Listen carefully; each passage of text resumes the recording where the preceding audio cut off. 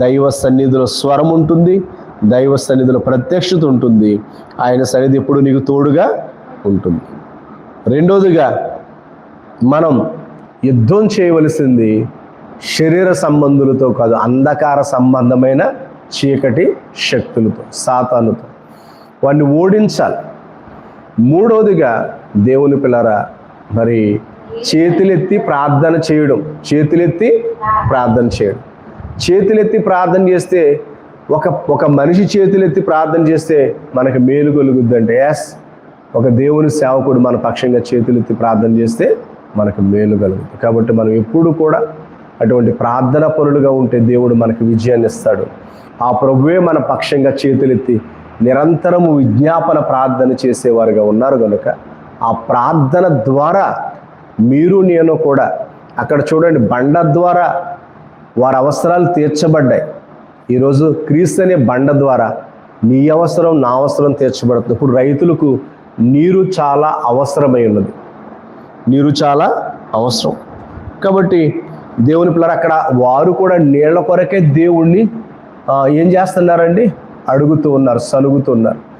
దేవుడు బండలో నీళ్ళిచ్చి వారిని తృప్తిపరచినట్లుగా ఇప్పుడు ఈ యొక్క విజ్ఞాపన ప్రార్థన ద్వారా, లేక మోషే సుఖోపవాసాల దీక్ష ద్వారా, లేక ప్రపంచ దేశములలో దేవుడు బయలుపరిచిన బైబిల్ మిషన్ ప్రధాన కేంద్రాన్ని హత్తుకుని జరుగుతున్న ప్రతి పరిచర్యలోను, ప్రతి సంఘములోను సప్త గడియలు అని చెప్పి రోజుకు 7 గంటల సేపు ఈ విజ్ఞాపన ప్రార్థన దీక్షను పూనుకున్నారు. కాబట్టి దేవుడు ఆకాశ తూములు తెరచి మన చెరువులు నిండేటట్లు, మన కాలువలు నిండేటట్లు, మన పొలాలు నిండేటట్లు విస్తారమైన వర్షధార ఇచ్చి మనల్ని దీవించాలని దేవుని పిల్లరా, మన అవసరం, బిడలకి ఏది అవసరమో, యజమానికి ఏది అవసరమో, కుటుంబానికి ఏది అవసరమో, శరీరానికి ఏది అవసరమో అదన్నీ ఇచ్చి దీవించేది ఆ బండ ఉంది. కనుక దైవ సన్నిధిలో ఉంటే దేవుడు అన్నీ ఇస్తాడు. దేవుని పిల్లరా, యుద్ధం రాకమాందో యుద్ధంలో గెలిచే భాగ్యాన్ని ఇస్తాడు.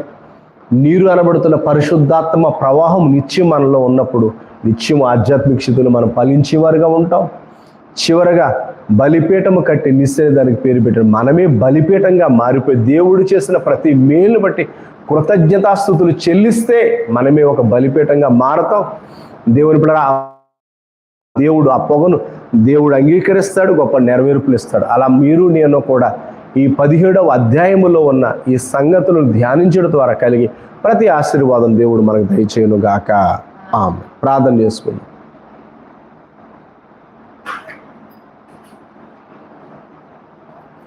మహోన్నతుడువైన ప్రభువా, సర్వోన్నతుడువైన ప్రభువా, సర్వశక్తివంతుడువైన ప్రభువా, బండ మీద నిలబడతాను కొట్టండి అని సెలవిచ్చారు ప్రభువా.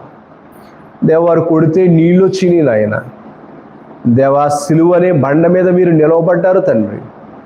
మిమ్మల్ని ముండ్ల కిరీటంతో కొడుతున్నారు, మేకులతో కొడుతున్నారు, బల్లెలతో పొడుస్తున్నారు.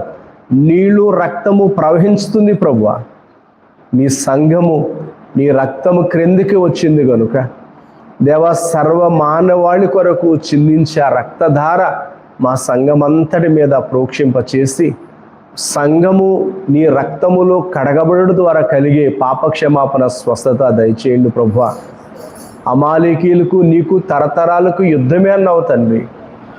మా శరీరము ఎప్పుడు లోకము పాపము అంటుంది నాయన, ఎప్పుడు మాతో యుద్ధం చేస్తుంది కనుక ఈ శరీరాశ, నేత్రాశ, జీవడంబాన్ని గెలిచే భాగ్యము మీరు ఇస్తున్నందుకు స్తోత్రాలు. దేవా, మోషే గారి చేతులెత్తితే అమాలేకీయులు గెలిచారయ్యా. మీరు మా పక్షంగా సిలువలో నాయన చాచారి ఆ చేతుల ద్వారా మాకు జయాన్ని ఇస్తున్నారు. అందుకే పౌలు గారు నిరంతర విజ్ఞాపనకర్త అయిన దేవుడు మన కొరకు విజ్ఞాపన చేస్తున్నారని చెప్పారు తండ్రి. కనుక ప్రభువా, ఒక ప్రక్క దైవ సన్నిధి, ఒక ప్రక్క సిలువ ధ్యానం, మూడోదిగా ప్రభువా నాయన ఆ ప్రజలు ఎలాగైతే దైవ సన్నిధిని కలిగి సాతాను యుద్ధము ద్వారా ఓడించి పరిశుద్ధాత్మతో నింపబడి నాయన వాగ్దాన దేశములో చేరారో, అలాగే ఈ పెళ్లి కుమార్తె సంఘమును కూడా నీ వచ్చే 2వ రాకడలో ప్రభువా మేఘాల మీద తీసుకెళ్ళి నీ ప్రక్కన వధువుగా కూర్చుండబెట్టుకుని వాడవు ఉన్నావు కనుక మేము ఆ పెళ్లి కుమార్తె సంఘముగా సిద్ధపడి